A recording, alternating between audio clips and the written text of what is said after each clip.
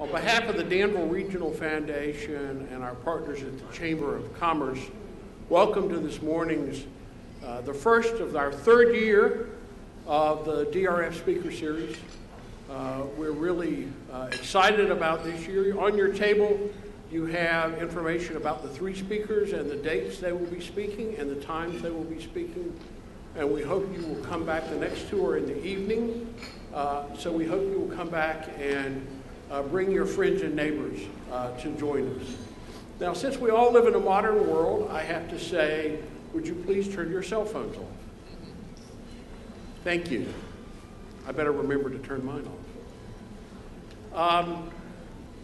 We're in for a treat today, but before I do that, I want to do the advertisement. This morning's session is brought to you by Make It Happen. Make It Happen is a small grants program, a small fast grants program run by the Danville Regional Foundation. You see something about this community you want to change? Make it happen. And we'll help you do that. For more information, go to our website, drfonline.org. Thank you very much. And the other advertisement is Love Leadership. You're going to hear from the man who wrote Love Leadership in just a second.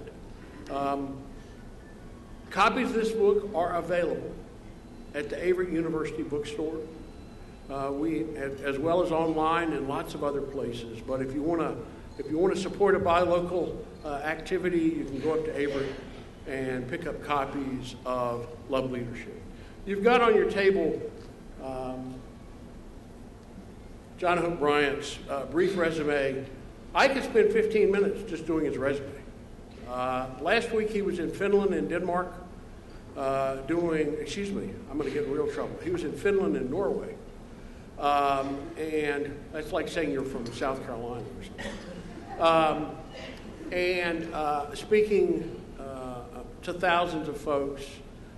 This man, if you go on his website, it's just breathtaking. And he's done all kinds of things. He came up the hard way in the hard streets of L.A., and now he's been an advisor to a whole series of presidents. He will challenge us, he will encourage us, and he will lead us. It's my great pleasure to introduce to you John Hope Bryant.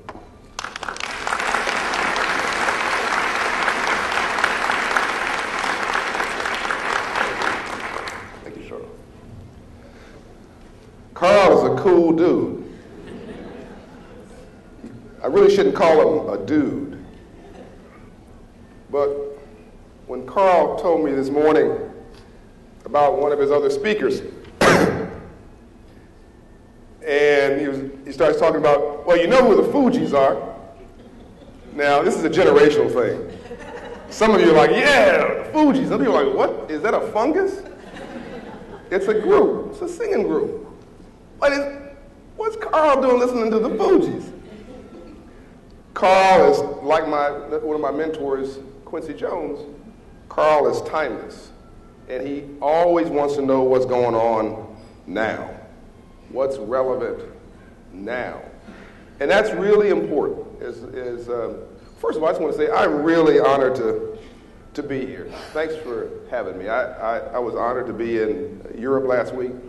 But this is what excites me. This is what got me going yesterday and got me going over the weekend. And when I came home on Friday from Norway, this was what got me going, because this is the best of America. And this is, as we'll get into the conversation, I'm not going to give you a speech. I'm going to not talk at you. I'm going to talk with you. Is that okay? Oh, I'm sorry. I'm from the black church. I'm used to seek and respond. Somebody said amen. Miss Cheney, Kitty Cheney's mother's out there. Or is this, see, I think you're lying, by the way. Stand up, stand up. This lady, Kitty Cheney, maybe it's your sister, but that can't be your daughter. That just proves that black don't crack, by the way. Now, you guys are going to have to start laughing at some of my jokes. It's 7-something in the morning. You guys have got to come alive The Bible says, "Where there is no vision, the people perish." The Bible also suggests, "Be hot or be cold. But if you're lukewarm, I'll spat you out." Translation: even God does not like mediocrity. Now, you've got James Bond in your city. Did you know that? Charlie is James Bond. Charlie is a Danville James. Stand up, Charlie. I think Charlie's a brother, too. He's smooth. Look at Charlie's dress. This is a brother suit, pinstripe. And look, he's turning pink. This is a great, great, great man. He loves your city. And because of this man and this man, I am honored to be here today. Please give him a round of applause.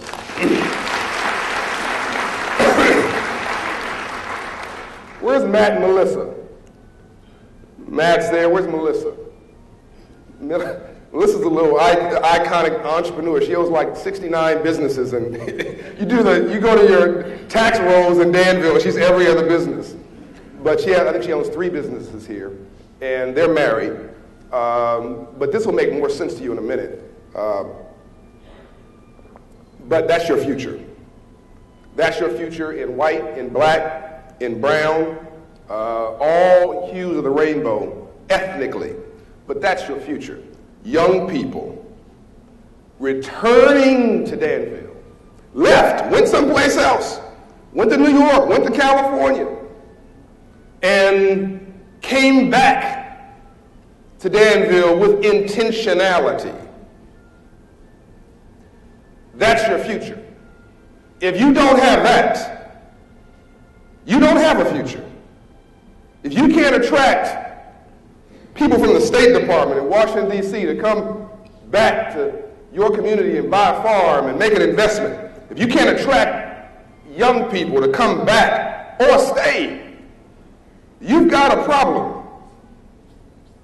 It's called growth and the future. I was thinking about what I was going to talk about today, Carl, and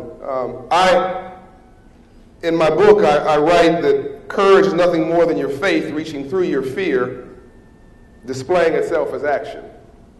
I'll repeat, that courage is nothing more than your faith reaching through your fear, displaying itself as action. Now, what is faith?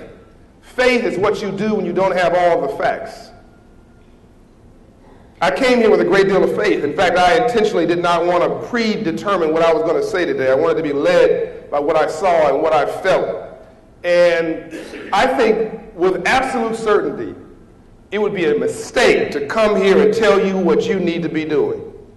I think you know intuitively and instinctively what you need to be doing. I just want to come in and help to inspire, to invigorate, to light a fuse. Because I think that this current crisis, and Charlie and I were just talking about this current crisis is not as you currently see it. This crisis started out as a mortgage crisis, maybe, although I think something else would have lit the fuse, because the environment was right or wrong. Then it went to an economic crisis, or let's say a financial crisis, then an economic crisis. Then it went to a liquidity crisis, but now it's a crisis of confidence. When you don't believe anymore, you're done. Fear is a prosperity killer. Did you hear me? I told you from the black church. I'm going to come right back to you. If I don't see you talk, I'm coming right back. I'm going to sit right on your lap. Here's another honorary black man here. Look, he's turning pink. I'm coming right over to you. Fear is a prosperity killer. So we've got to deal with this confidence issue or the lack thereof first and foremost. Otherwise, we're done. You might as well just stop the conversation right now, because all we're doing is rearranging the deck chairs on the Titanic. So before I even say the name of my brief presentation, we're going to have some Q&A as well, let me tell you what this is not about. This is not a recession. Now, about this time, you should be questioning the wisdom of Carl and Charlie and others to bring me to your great city. I'm going to repeat it, though. This is not a recession. It's a reset. This is not an economic crisis. Now, does anybody here have a slight cold? Don't be afraid to lift your hand. Nobody's going to abandon you at your table. Anybody here? Okay, have you ever had a slight cold? Okay, all right. Whew. All right, so you've had at some point a slight cold. When you had a slight cold, what was the first thing you noticed? Was it a sneeze or a cough, runny nose? Now, is that the cold, or is it an indication of the cold? The indication of the cold. Confirmation, signs will follow. So the runny nose was not the cold, but it was an indication that a cold was coming.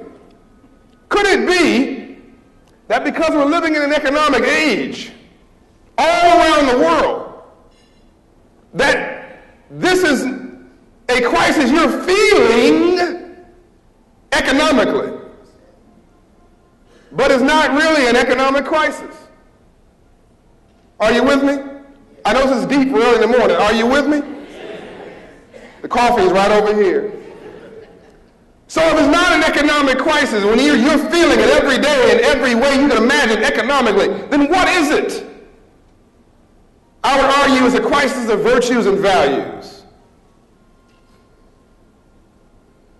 This is not about the failure of free enterprise and capitalism. I'm sorry, I respectfully disagree with some of my friends who are pushing Occupy Wall Street. By the way, this is the best of America.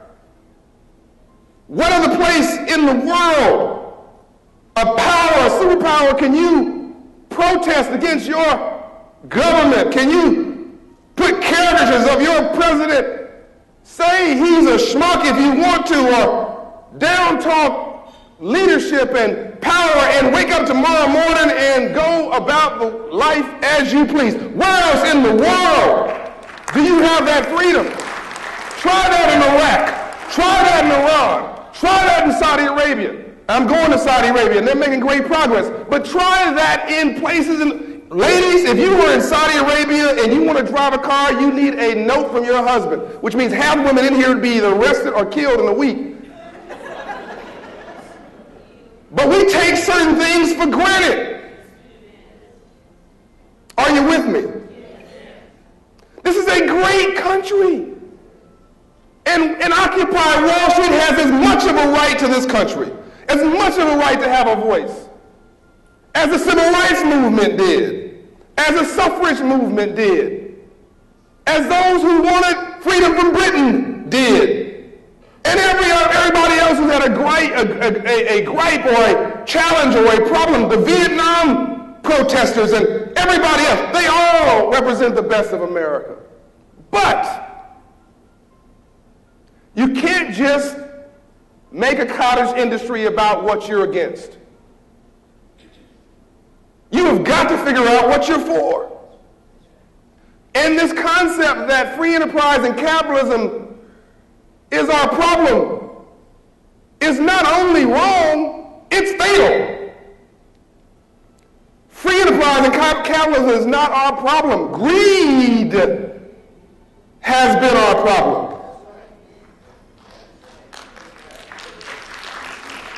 I know you don't know where I'm going, and so, I'm a banker. Charlie runs a bank. Do I clap? I don't really care whether you clap or not. I hope you do. I hope you like me. But I would rather you respect me and learn to like me than like me and never respect me. Do you know that rainbows only follow storms? It's not a nice antidote.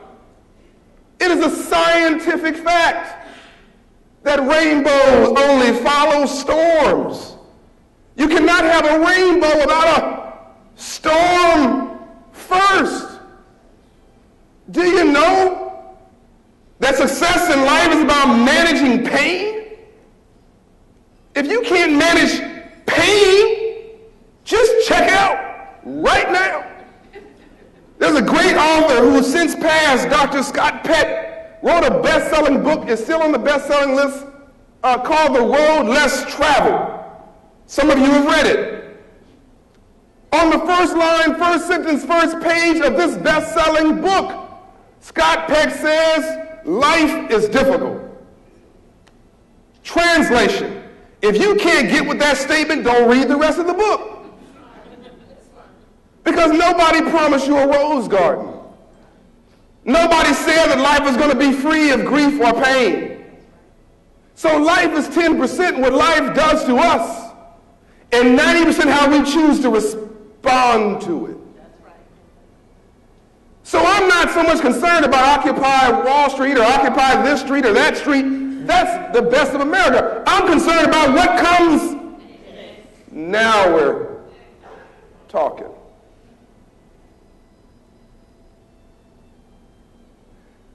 We've got to redefine success. I'm just laying some ground. Being broke is out of speaking.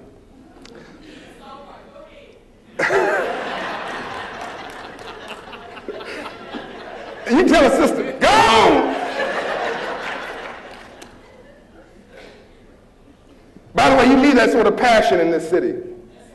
You need somebody who's willing to speak up when everybody's being quiet. You need somebody to raise the spirits and the energy of a city that's afraid to be a little uncomfortable, be a little out of sorts, be a little untraditional. I'm not even quite sure what that means. I'll explain why we need to be a little untraditional in a moment. Just imagine what would happen if Steve Jobs was traditional. Just imagine what would happen if Bill Gates had been traditional. If this man had been traditional, he'd opened a bank in another city, or grew in another city, or done something in what they call a sure bet, whatever that means. Back to the story.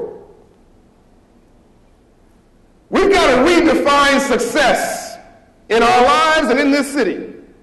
I redefine success as going from failure to failure without loss of enthusiasm. Rainbows after storms. Let me now tell you, now I've set some basic ground rules, I decided on the way here, my name of my presentation is. You ready? Love, leadership, and action. PhDs are good, but PhDs are better. And the subtext of the speech is, what am I thinking about? The first thing I'm thinking about is this river you've got. I'm told that for the longest time, entrepreneurs and leaders built near this river, but built facing away from this river. And for the first time in 100 years, there's a YMCA, I believe it's a YMCA, being built on the river, facing the river. I'm told that wildlife is coming back to this river. Am I right about this?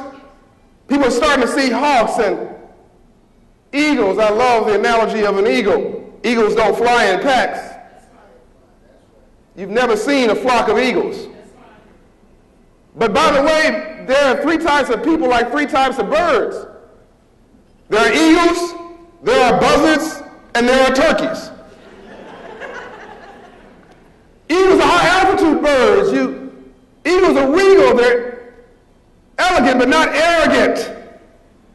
They know who they are. They know whose they are.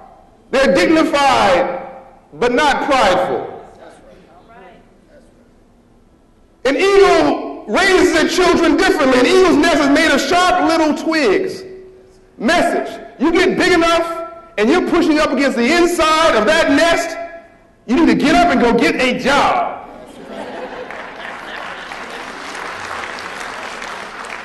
You cannot be 45 years old and living with your mama. But then you've got another kind of bird. Another kind of bird is a buzzard. A buzzard, can I join you? I'm not going to sit down, brother. Brothers, making some room for me. A buzzard loves packs. A buzzard is a low-altitude bird. A buzzard loves to step on your head to elevate themselves. A buzzard is always, as we say in my neighborhood, Charlie, a buzzard is always player-hating, never player-congratulating. Always has something negative to say about somebody. You can always tell the buzzards, what is he up there? Why is he talking about? Why is I getting this? Do you know how exhausting it is to be a negative person? It takes 35 muscles to frown and 7 muscles to smile. So when you go to work and somebody's asleep on their desk at 10:15, you know what? They're exhausted. When you're negative, you're exhausted by 10. But they're not the worst kind of bird. At least a buzzard tells you who they are. The worst kind of bird is a turkey. Because a turkey's got wings and can't even fly.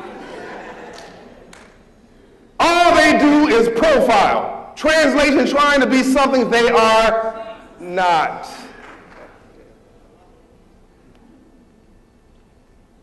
Am I getting too sensitive here?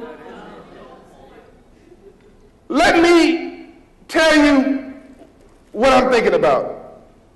On my way here, I called my personal hero, my mentor, who's been in your city before. My mentor is Ambassador Andrew Young. But when he came to your city, people called him Andy. Dr. Martin Luther King Jr. called him Andy.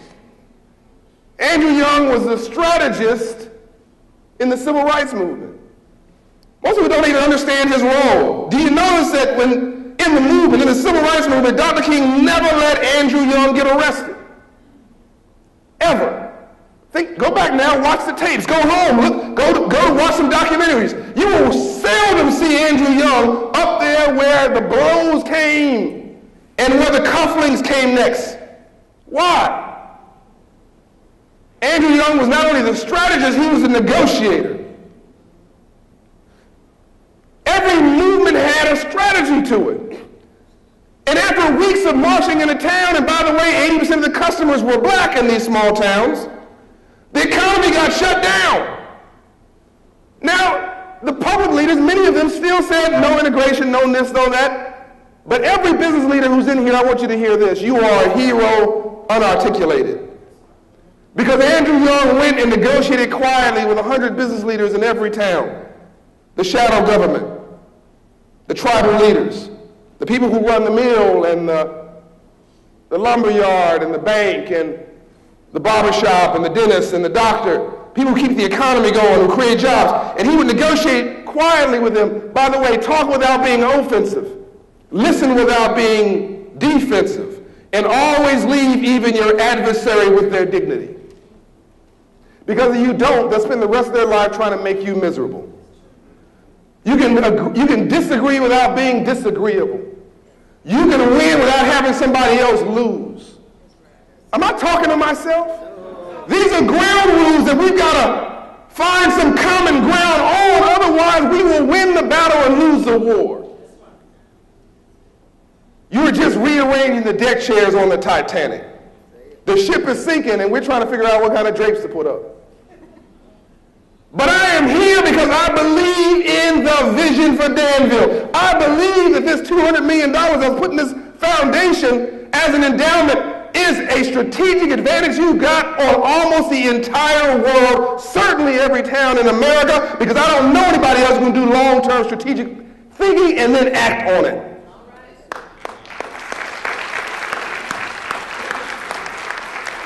But I've already said that life is 10% what life does to you, and 90% how you choose to respond to it. It's like being married. You can be right and wrong. You guys don't know what I'm talking about. Every good marriage is made of constructive friction. Oh, I'm sorry, everybody. We are the world. We are I'm confused. Everybody here is perfect. There's no disagreements. But if you want to get along, you better get along. Are you with me? So, my point is that it was, if you look at the tapes, it was not City Hall that pulled down those whites-only signs. It wasn't major universities who said, come on in, public universities, come on in, black and brown. It was private enterprise and business that took the signs down and said, come into my lunch counter and sit right here. It was J.C. Penney's and Woolworths and business enterprise that integrated America. But they never get credit for it. It was a man who was CEO of Coca-Cola, Charlie, who when Dr. King won the Nobel Peace Prize, business leaders in Atlanta, his hometown. By the way, we save our worst behavior for those we care the most about. We save our worst behavior for those we care the most about. When he came back to Atlanta, Dr. King won the Nobel Peace Prize, they wouldn't honor him. So the CEO of Atlanta said, look, you don't want to honor him, that's fine, but this man has won the most prestigious award in the world. And we're an international supply chain company, Coca-Cola. So if you don't want to honor this man, that's fine, but we're going to move out of this backwards town and take all of our jobs and our tax base with us. This is the backstory. They honored the man. It was a full house. People calling at the 11th hour saying, can I get a seat? The same people who refused to buy a seat. Whatever goes around comes around, and rainbows only follow storms. And where there is no vision, the people. So I asked Andrew Young, should I talk about race and the civil rights movement? He said, John, that debate has been settled. Don't talk about that. Danville checked that box. Now you're still dealing with some of the challenges, but basically is, I would say, no different than South Africa or Rwanda. Your issues really is not race, it's class. It's poverty. Let me make this real plain. Whether you're white, black, red, brown, or yellow today, you want some more green. I don't think I'm talking to you. I don't think you're hearing me. If you're living in New York City, you make less than $70,000 a year, you're struggling to make ends meet. If you're living in Washington, D.C. and making less than $50,000 a year, you're struggling to make ends meet. If you're living in Danville and you make less than $30,000 a year, my guess is you are struggling to make ends meet. Can I get an amen? So it doesn't matter whether you're white, black, red, brown, or yellow today, you just want to have some more? Thank you, church. According to the Federal Reserve, 70% of all Americans are living from paycheck to paycheck. Not 70% of black Americans or Latino Americans or Asian Americans. 70% of all Americans are living from paycheck to paycheck. The whole country. 70% of our economy is consumer driven. That's me and you buying that coffee, coming to this conference, stopping at a gas station, paying that car note to Charlie. Well, you guys are really slow.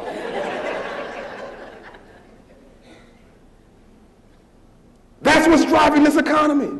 And by the way, don't believe the hype that we're somehow tapped out as a leader in the world. Last time I checked, we're still $15 trillion economy, the largest economy in the world. You can take every major economy in the world at the same time, put it inside our economy together and still have room.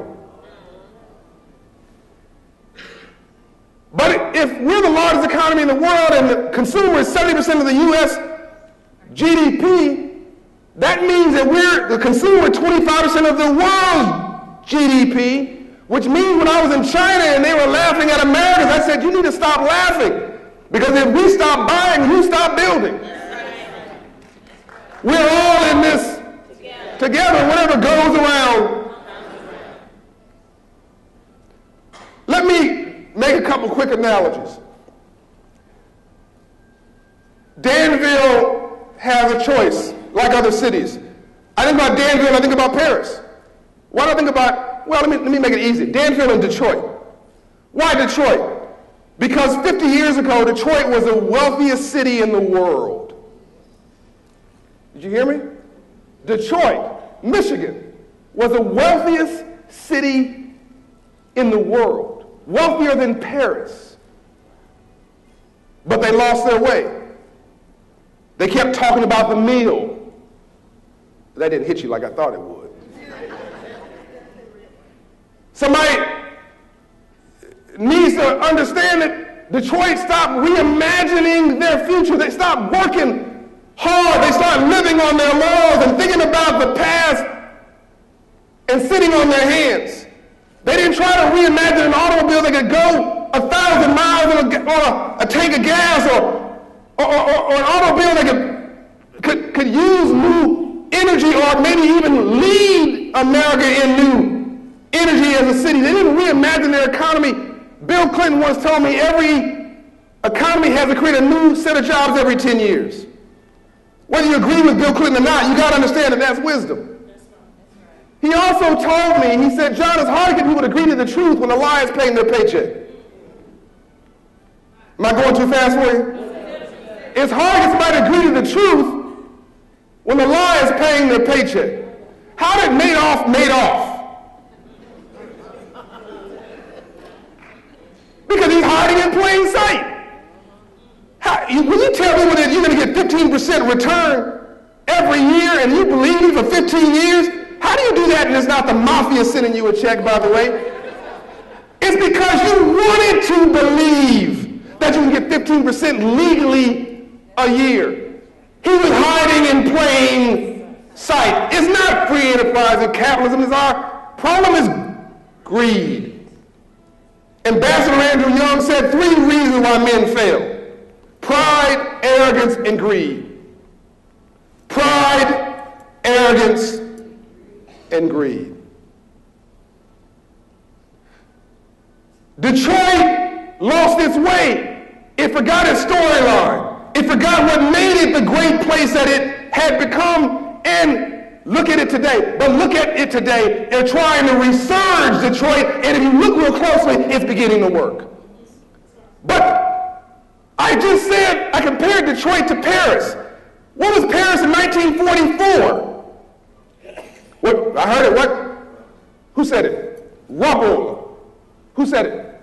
Rubble. Detroit. Paris was rubble because what happened? World War II. Paris reimagined itself and rebuilt itself because rainbows only follow. Are you starting to get this? The #1 place for World Bank loans in the world. You want to guess where it is? The number one place for the cumulative amount of World Bank loans in the world. Is it Rwanda? Is it Africa? Is it Latin America? Where is it?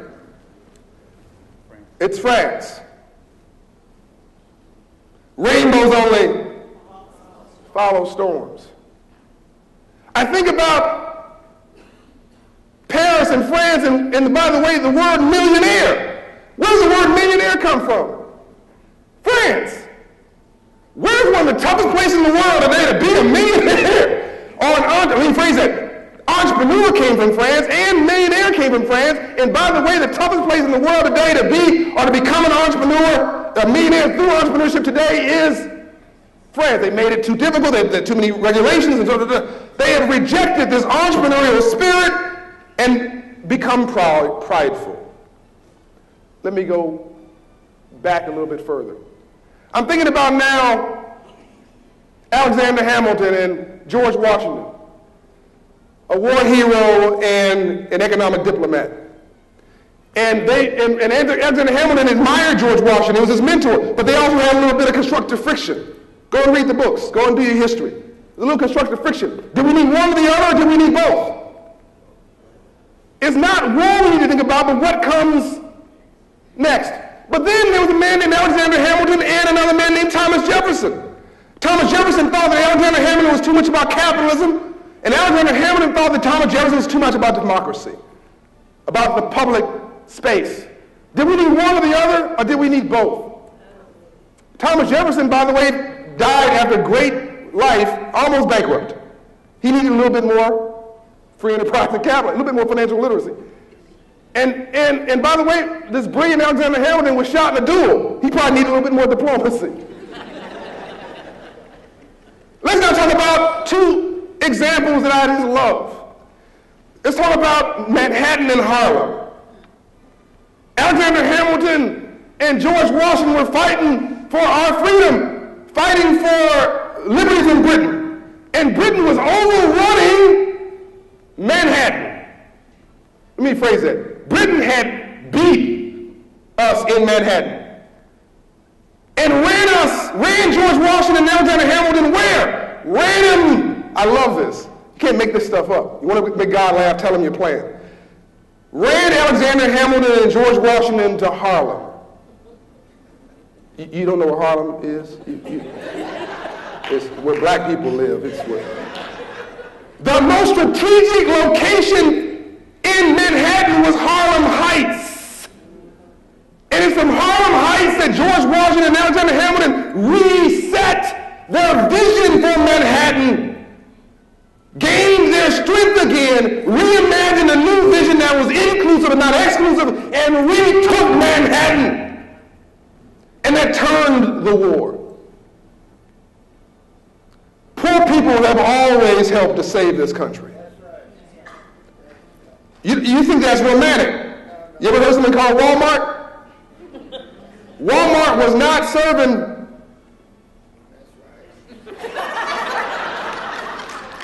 Oh, he probably shops there. Right behind Carl in line. Because they're value shoppers. But what am I saying? My next book, I love this book, Love Leadership, The New Way Leading the Fear-Based World, and Loss Creates Leaders and Fear Fails. But my next book will probably be Financial Dignity, How the Poor Can Save Capitalism. I'm not talking about handouts and all that stuff. I'm talking about what's going to make America work. If you got about 20% of the wealth in this country in the hands of the wealthy, it's probably good for America. I said it. Because these are job creators and investors and so on and so forth. Look at the historic numbers. But you start getting above about 20% of the wealth of this country in the hands of the top 2 or 3%, and it implodes. You start trading from the middle class. You're not creating wealth, you're transferring wealth. You need a robust middle class. You need people who strive and struggle and aspire. Why are kids dropping out of high school? It's this big debate. By the way, 30% of all kids in America dropping out of high school. Not black kids, brown kids, all kids. In the richest country in the world. When China is going to school from 7 in the morning to 7 at night. India too. 50% of urban kids dropping out of high school. And black men, listen to me, 70% of black men in America are dropping out of high school. Did you hear that? 70. 7-0. That's not a black problem. That's your problem. In 10 years, these are your employers, employees, people paying into Social Security. They're either going to be contributors to society or looking for you at the gas station with something other than a smile. Why are kids dropping out of high school? There's no rocket science here. They're dropping out of high school because they don't believe education is relevant to their future. I mean, nobody wants a mortgage. Who makes a mortgage? Ooh, give me a subprime 20% interest mortgage. They want to become a homeowner. Nobody wants a car loan. They want a cool car. Kids don't want an education. They want to be successful. How do you get rich legally in America? This is the question. How do you connect aspiration with education? And if you connect aspiration with education, you will fire the membrane, you'll fire the brain to reimagine their future. And kids excited about it. The most dangerous person in the world is a person with no hope. The most dangerous person in the world is a person with no hope. Danville has some natural assets, you're not using them. I think about the diversity in this room, the diversity in this city. Well, let's look at America's economy. The largest economy in the world is what? Not a trick question. Is what? The largest economy in the world is the U.S.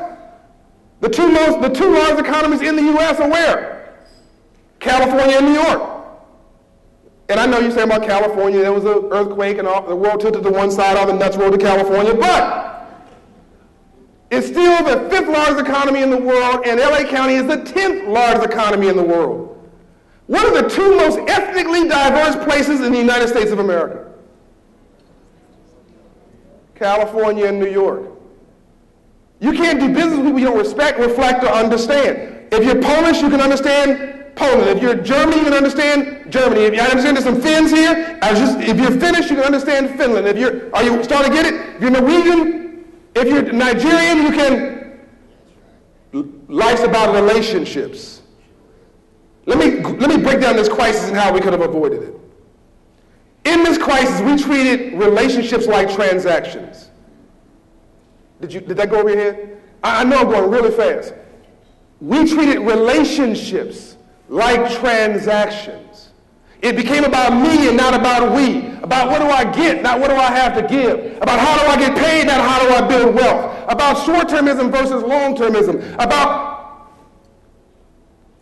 fear and how do I get paid. Back to the story of Danville and the world. For 100 years, America's been about the power of an idea. Henry Ford was not an inventor, he was an innovator. He didn't get the wheel or the axle or the carbine or the combustion engine or the windshield wiper. He had a vision of taking all these inventions and bringing them together and innovating something called an automobile. And then he was wise enough to pay the people enough to buy the car he was building, and voila, you created an automobile industry. Doing well and doing good. Doing well by doing good. But was Henry Ford obsessed with money or with the power of an idea? And yes, by pursuing this idea, did money, power, and prestige come? Did it come? Yes. Is there any problem with that? Am I talking to myself? I'm going to come sit right in your lap. Is there any problem with that? No! Everybody wants to get rich. What's wrong with getting rich? Do it ethically, do it honestly, do it with integrity. That's the American way. So, then let's fast forward to Bill Gates. Bill Gates was fired from IBM. And this is now the Danville story. Now think about the mill. IBM was the biggest thing going, and they were in the hardware business. Computers would fill this entire room, a mainframe. Some of you remember when mainframe filled this entire room. Gentlemen, you got to remember that. You're running your businesses. It was half of this. Your IT department was half of this room. Now that same computer, that's not a phone. This stopped being a phone when you stopped using the Razor, the Motorola. Remember the Motorola Razor? That was the last phone. When that broke, you took it to the store and say, this thing is broken. When this thing breaks, you take it to your computer and plug it in and reboot the software. That's a computer. Back to the story. But IBM was the leader in mainframes, hardware. So when Bill Gates said, 18 years old, that's why young people, he said the future is in software. They said, you are crazy and you are fired. You are crazy and you are fired. Bill Gates went to his garage, reimagined his future, and created something called, listen, Microsoft. You can't make this stuff up. Microsoft. Microsoft. It was very intentional. And everybody wrote him off. Today, Microsoft can buy IBM 100 times. Now, was it the idea? Was he obsessed with money? Or was it an idea? And the money, the power, and the position came. Steve Jobs, God rest his soul, was fired from Apple. Fired from, you know how embarrassing it is to get fired from your own company? He got fired from his own company and left for 12 years. Started Next, which was then was Next. And everybody dismissed him. But rainbows only follow storms. He then came back and ran Apple and Pixar. And now he's an overnight success in 20 years. My mentor, Quincy Jones, says it takes 20 years to change a culture. In the last 20 years, we've made dumb sexy. We've dumbed down and celebrated it. But now we got to make smart sexy again. So what's my message? It's very simple. I say all that to say this. We made the byproduct the product. You ask people today, why are you in business? I want to make money. Why are you a professional ball player? I want to make money. Why are you a rapper or a singer? I want to make money. Why do you want to be a surgeon? I want to get paid. Why do you want to be a farmer? I want to make money. You ask anybody today, it's the only time I found that the baker on your street, not Charlie, the baker on your street and the pimp on my street is the same guy. Everybody just wants to get paid. And when you take the byproduct and make it the product, you're already lost. Danville is an idea. Somebody had a vision for this city. And ideas come from problems. It's about what you're for and not what you're against. It's about bringing people together and not excluding them. It's about understanding your strengths are right in front of you like this beautiful river that you're now seeing as an asset. Ladies and gentlemen, when I wake up every day, I know one thing. I'm my biggest asset and I'm my biggest liability. No one can hurt me more perfectly than I can. What do we fear? We fear ourselves. We fear ourselves. So I know I'm boring you, so I'm going to just bring this home. The new civil rights issue is financial dignity. The new civil rights issue in America. By the way, for any white folks sitting there saying this is not about me, there are more poor whites in America than poor anybody else. We're all in this together. If you're not, everybody in here knows somebody in foreclosure, somebody in trouble, somebody who's calling you for a loan. Can I get an amen?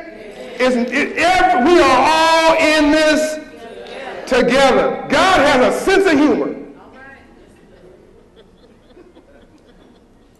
The new civil rights issue for the world is financial dignity. Because if you don't understand the language of money, the global language of money, and you don't have a bank account or a credit union account, you are an economic slave. And to live in a system of free enterprise and not to understand the rules of free enterprise must be the very definition of slavery. And when I was growing up in Compton, California, in South Central LA, it was a check casher next to a payday loan lender, next to a rent-to-own store, next to a title lender, next to a liquor store. And my mother told me there's a difference between being broke and being poor. Being broke is economic, but being poor is a disabling frame of mind and a depressed condition of your spirit, and you must vow never, ever, ever to be poor again. So I decided that I was somebody that day. And then I decided to reimagine my future and see things differently. And then it took a banker, oddly enough, it's very interesting, it took a white banker with a blue tie and a white shirt and a blue suit who came in my classroom, Charlie, to teach a course on financial literacy. And I started asking, he started talking about free enterprise and capitalism and money, and I'm looking at him, this is Compton, California now, I'm saying, man, what do you do for a living? And how did you get rich legally? And he started unpacking the language of money, and my endorphins started firing in my head about opportunity and possibility. And I went home, and then I guess what? I saw my dad, who was going to Bible study. I saw him for the first time with a suit on. It wasn't the first time he wore a suit. It was the first time I saw the suit. You ever notice when you buy a bicycle, you start seeing bicycles everywhere? That's right. You notice that when you buy a Toyota Corolla, you start seeing Toyota Corollas everywhere. One minute they just popped up. Life is about what you see. What is your vision? How broad is it or how narrow? So I started seeing suits everywhere. And my mother, I wanted to wear suits, and my mother put me in this crushed velvet purple velour three-piece suit with a ruffled shirt and a big bow tie, and sent me to school in Compton. I'm still traumatized. And I got beat up every single day. Kids said, this guy kid must have some money. Look how stupid he's dressed. And I got beat up. I was so poor, I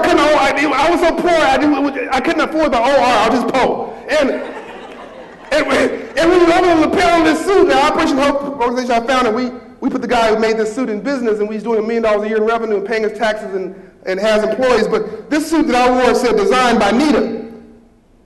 My mother's name is Juanita Smith. My mother made these ugly suits and sent me to school in Compton. And I didn't realize what my mother was doing to me, but she was making an eagle. And then I had a suit on, now I wanted to be a businessman. I wanted to be like Charlie, so I had a briefcase in my hand, nothing in it, I had a briefcase in my hand. And then I didn't have any capital, so there's two types of capitalists. They said, well, the way you make money is the magic of compounded interest. Well, I didn't have any compounded interest, so I had to use compounded hustle. Hustle on top of hustle with a purpose creates success. Just simply outrun failure. So never, ever, ever, ever, ever, ever, ever give up.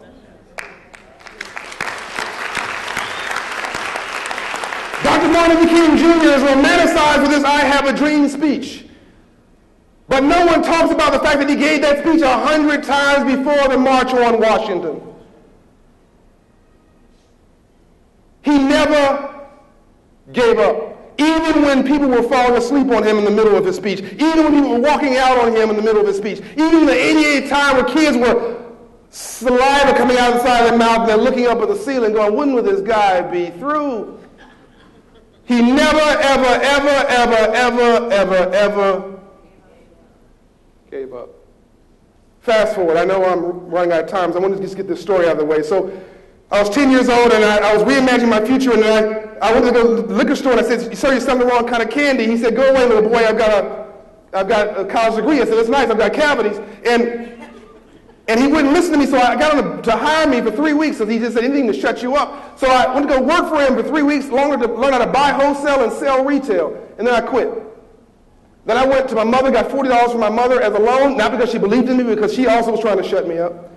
You'll notice a trend here. You're trying to shut me up in a minute. And I went to Irish Food Store with my mother. Why Irish Food Store? Because that's where the liquor store buys its candy. I knew it because it was on the side of the box. It wasn't rocket science. And I bought $40 worth of candy, ate through half the inventory. I hate candy to this day. But I sold the other half of the inventory, made ultimately $300 a week, 10 years of age. Once I made $300 a week at 10 years of age, the bug hit me, and there was no turning back. Then I found girls and lost a business, and it was a recurring theme in my life. But once that rubber band is expanded, Danville, it never returns to its original size. Why I'm an entrepreneur today? It's not a rocket science. I'm not brilliant. I'm an entrepreneur because my father was an entrepreneur. I'm a businessman because I saw a businessman. I understand money because somebody explained to me the language of money. Nobody in here got here by themselves. I don't care how brilliant you are. I don't care how privileged you are. Somebody tapped you on the shoulder and said, you're a good young man. You're a good young lady. Let me introduce you to somebody. Somebody recommended you, gave you an endorsement. Nobody got a job as CEO of any company in this city worth anything through Monster.com. Somebody endorsed you. Are you with me? 5% of role models will change the world. The book, The Tipping Point, says that scientifically proven, at 5% of role models, you stabilize any community. This should give you hope. Not 80% of role models, not 20% of role models, just 5. So let me ask you this question. And this is something I had to challenge myself on. I grew up in Compton, I already told you that. I was homeless 6 months of my life when I was 18 years of age. I struggled, worked hard, grew a division from 0 to $24 million a year in business, founded Operation Hope in 1992. We've now directed $1 billion in capital to America's inner cities, educated 500,000 children, 1.5 million people in financial dignity, restructured $400 million in mortgages, changed federal policy and made financial literacy federal policy under George Bush. That's my civil rights bill. We're the largest of what we do in this country, 100 cities that we're in. We're international in South Africa, blah, blah, blah, blah, blah. But all that come back to its core. I figured I understood poverty. I figured I understood black and brown people, but I didn't. I used to blame poverty on the poor. I used to say, if you're not succeeding, you're lazy, you're shiftless, get up and go get a job. And now what I realize is that I was lucky. I had a mother who told me she loved me every day of my life. I had a role model named Reverend Murray. He said, it's not what people call you, it's what you answer to that's important. And never answer out of your name. I had a dad who was an entrepreneur and a business owner, and I could imagine who I could be in this world. It's what we don't know that we don't know that's killing us. But we think we know. So in summary, what I'm saying is that I was wrong about my own people. I'm doing this work out of guilt.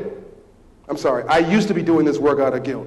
I'm now doing it because I believe. But when I first started it, I didn't believe. It was the Rodney King riots, and the city blew up, and I was bringing poverty on the poor. And then I realized kids who want to be rap stars, athletes, and drug dealers, I think they were dumb and they were stupid. Now I understand those kids are brilliant. Why? They're modeling what that's why I love best. That's why I love what they are doing. They are modeling what they see. We got to get them something different. That's right. Everybody in here can be a hero and a shero. Everybody in here can be the change you want to see in Danville. Don't expect your mayor to do it or your governor to do it. Don't expect your councilors to do it. You've got to do it. This is your city. These are your people. And you will either succeed together or you will fail as a group. This is your time.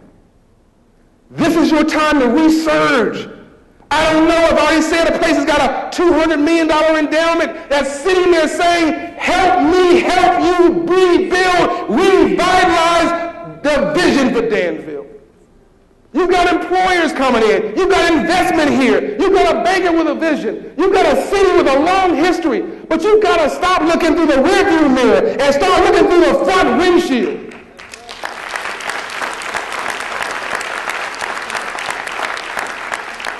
The poor are not your problem. The poor are an unleveraged asset.